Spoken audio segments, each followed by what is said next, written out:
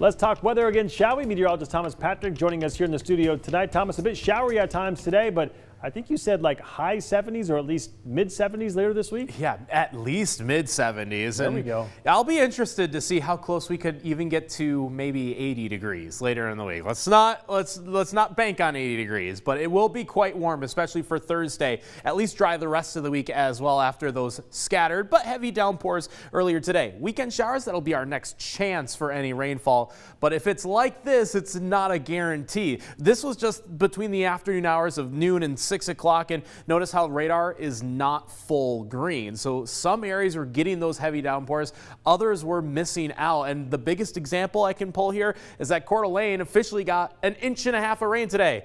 Spokane's observation, which is out at the airport, nothing at all. So it really just depended if you were underneath one of those downpours or not. It was very individualized. Here is that weather system responsible of it, kind of shrinking in size. So we're not going to see the influence from that anymore. So a dry day for tomorrow and the rest of this week. Temperatures back into the mid 60s. They were upper 50s today, so a little bit warmer yet. In fact, our average temperature is low 60s this time of year. We are above that for the next 7 days, especially for Thursday and Friday. I'm going 77 for now in the Spokane area. There should be plenty of 80s in central Washington, as you might expect. Here's the weather pattern that's responsible for it. We get another ridge that starts to build over the western U.S., so obviously we will get the warmer weather as a result, but this one's just a bit stronger than some of the recent ridges that we've seen with this weather pattern. Of course, it's later in the year, so we expect this to get a little bit warmer each time we get this weather pattern, but very warm, should at least be in the 70s, basically for the entirety of the inland Northwest.